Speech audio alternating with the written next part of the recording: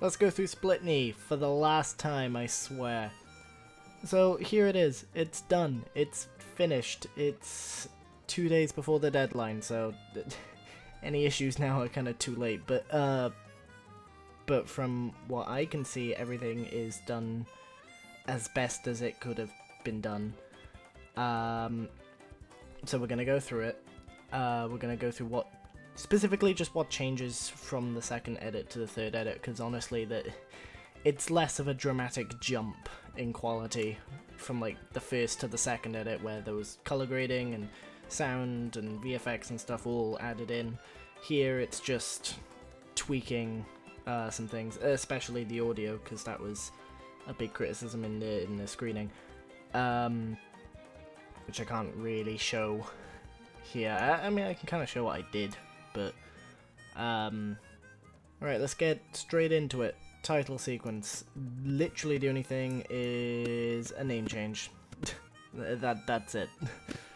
Aside from that, title sequence is entirely the same. The audio here is now louder, so it's not a dramatic decrease in volume going from title sequence to the first shot like it was in the first two edits.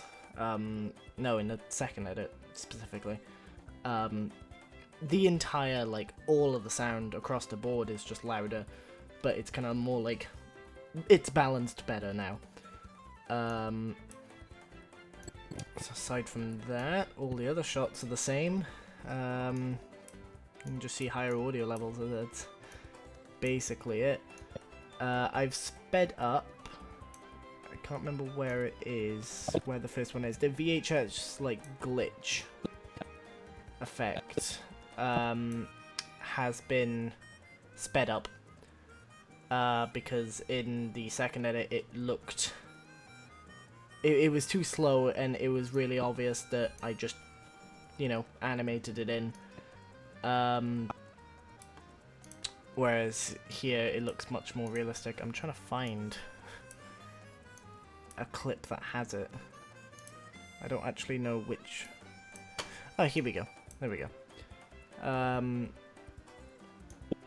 So yeah, it probably won't load in, but I've basically just moved these keyframes closer together because, again, like I said, it was too slow. No one picked up on that. It was just something I noticed when I was watching it back. I was like, it doesn't look glitchy, it just looks weird. But now it happens at such a fast rate that it looks like a VHS glitch, which is what it's meant to be. So yeah, aside from that, audio in this scene's fixed. There's a few color grading differences. This castle is a bit lighter than it was, which wasn't easy to do because I couldn't just blast up the light, because it would not only light up the castle, but it would also light up all around here, you know, on the... I can show you on the raw footage. It was a very, very nice, bright, blue, sunny day, which is obviously not what I wanted for the scene. Or I wanted it like on set, because it meant everything was dry, but like in post it needs to be dark, it needs to be moody, because this is where the villain comes in.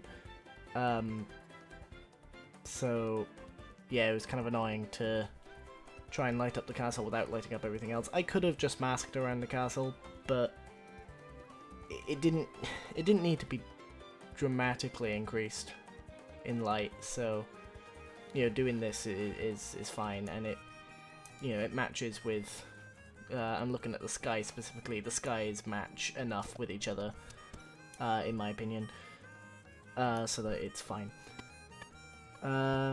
This shot with visual effects, I increased the size of the, you know, effect ball there. Just added more scaling keyframes because someone said that they weren't able to tell whether the thing was actually increasing or not as it got closer to the camera, because it didn't increase enough in size to really notice. I mean, to be fair, this is like a 1 second long clip, but yeah, I just increased it more, so it should hopefully now be easier to tell.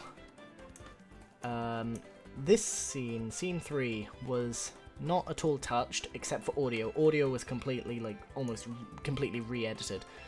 You know, the sound levels are far higher than they were. I've gotten rid of, there was an effect I used called Surround Reverb, which was meant to add, like, a slight echo effect, because they're meant to be in, like, an endless void, you know, there's naturally would be a bit of echo, because, you know, there's nothing populating the area, but when I tried to do that, it completely messed up the audio, it completely threw the audio off. You know, it went too echoey, and then if I tried to tone down the echoing, then it wouldn't be echoey enough, and it would just sound really flat, like even flatter than the bass audio. So I was just like, you know what, let's keep it in its original form, because, you know, I'd rather have audible audio than try and put too many cool effects on there and then have it mess up the audio, which is exactly what happened in the last edit. So yeah, you can actually hear him now, which is important because this is entirely a dialogue scene, and it's important dialogue as well. It's not just funny comedy lines. It's like actual, like, contributing to the plot. Okay, I don't think scene 4 was touched at all, aside from, you know, adjusting audio. All of these scenes had adjusted audio in them. And I think only a select few had changes to, like, visuals. I think I did tone down the saturation a little bit here, because someone did say it was a little bit oversaturated. That was more so due to the screen that I screened the film on, because it just oversaturates everything. Literally everything looks oversaturated on that, but I did take it back and I was like, okay, yeah, it's a bit oversaturated. So I toned it down a bit. So hopefully now that's fine. That aside, I don't think this scene had much editing aside from this shot is more zoomed in than it was originally. Is there any way I can zoom it out? Actually, I don't know if it was this shot. It was one of them. Might have been this one, actually. Yes, it was this one. So originally it was shot like this. Someone was like, hey, there's a continuity error here. Greedy's arms... Sorry, phone's going off. Greedy's arms were not, like, visible. You know, he's leaning on the car in this shot, and then you go to this shot and he's no longer leaning on the car. And it was distracting to the audience, so zoomed it in, so now you can kind of imagine that he's still leaning on the car, even though you can't really see. So that was thankfully one of the few continuity errors on video that I managed to actually fix. That aside, I think that was it for this scene. There's a big continuity error here where he loses his jacket and he changes shoes. There's nothing I can do about that now. Anyway, so we get to this scene. This scene didn't really have anything.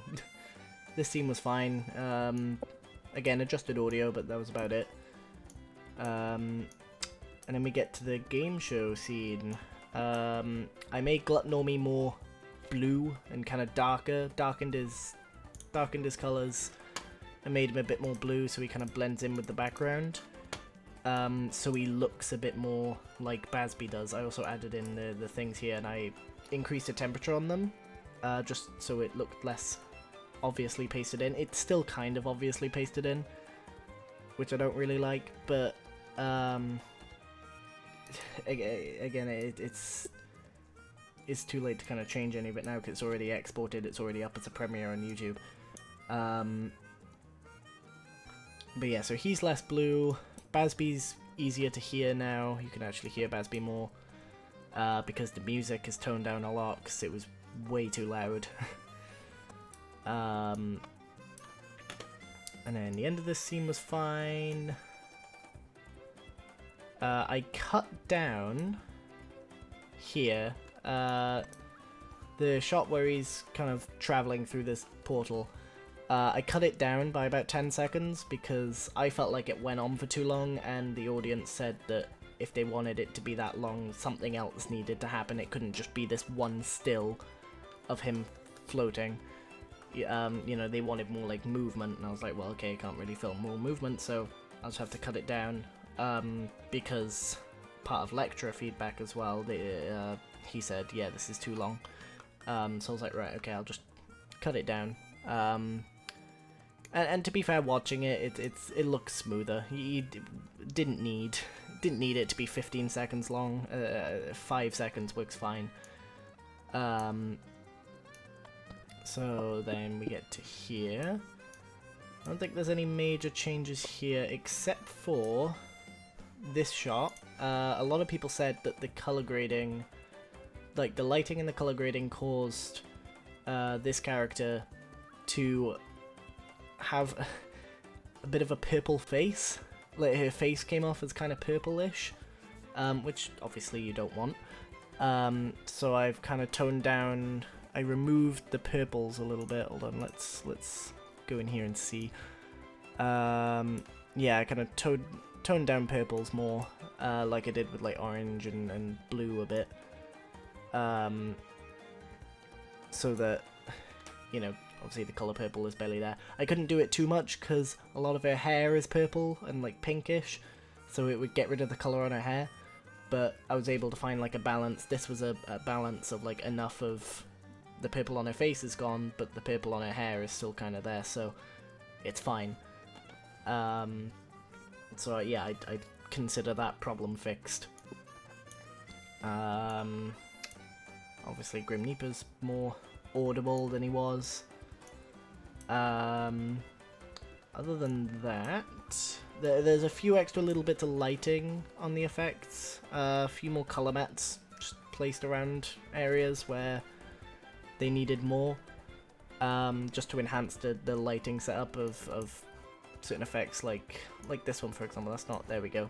I'm really happy with the lighting kind of glow reflection thing from this Phoenix, and my audience really like it as well. There's like an audible wow from them when it came on. So I was basically just trying to replicate that a little bit more in this scene. I've also now added Glutnormy's dad. I of course like ultra keyed him out first because this was shot behind a green screen. You can see, okay, you can't see, but I set the key color as blue-ish. What? Wait, what? Oh, I don't know what I did here. Oh, right, yeah. Okay. There's two ultra keys. One is to just get the green out. So the key color is set to green. And then cropped a bit because there was a problem of like a bit of green screen that wasn't going away, like here. So I was able to just obviously crop that out, and then it wasn't an issue. He doesn't move at all in this shot. He literally just stands and talks directly to the camera. And then I did another ultra key to remove blue. I don't know what this is for, to be honest. I don't remember why I did that, but it did. Oh, there we go. Right. So this helped color, like, grade him so he's kind of transparent with the sky, but also the same color as the sky. So he's like transparent enough so he looks like he's in the sky, but not so transparent that you can't see him. I guess doing a second ultra key helped me with that. And then did a bit of color grading, put some tint on him so he looks more blue. Turned blacks up, whites down. I think that was it. Yeah, that was it. Anyway, the look comes out really good. I would have liked a bit like less of a harsh cut along the bottom here, but overall I'm happy with how it came out. He does look like he's in the sky. Anyway, there's better lighting with these effects. You can't really see it, but They kind of pop a little bit more than they did before. I added a sword sound effect here to make it sound like he's actually stabbing the villain. Obviously, if you look close enough, he's obviously not, but just for that extra little punch of realism, or that extra, like, oof to the end of the fight scene, because we don't see the villain again after this, with, you know, the audience are left to assume he's dead. I added a line that was missing here. I obviously fixed all the audio, and then lastly, I made these guys less blue. They're still blue, they're meant to be blue, because they're meant to be kind of like fading out, but because I didn't film them on green screen, I was like, right, okay, I've got to take this one raw clip, and I've got to make it look like they're fading out, so I put kind of a blue mask on them, but it's not as blue as it was, and I also cranked up the feather effect on it. Yeah, they've increased that so it looks better than it did before. You know, it's not like bright punchy blue anymore, it's just like a... I mean, it's still a punchy blue, but not as much. And then we get to the last scene, the credits. The credits are basically unchanged, aside from, like, the dog. The audience wanted the dog credited. But yeah, other than that, it's unchanged. So, not that many differences, but it's all, you know, feedback from the audience. It's all their stuff has been addressed in some form here. It was mainly audio. It was mainly just audio balancing. Makes this bit louder, make this bit quieter.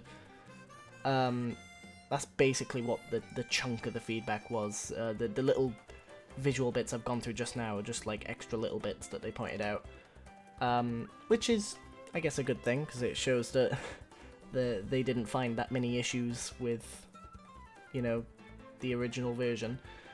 So yeah, so now with everything, you know, all of my criticism addressed, all of the audience's criticisms addressed, I consider it done now, you know.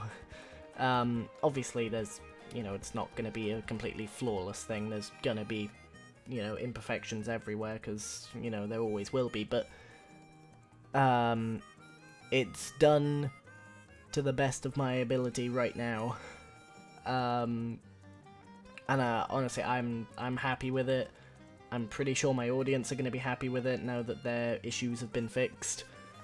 And at the end of the day, that's the goal. So, yeah, that's the final version of Splitt Knee.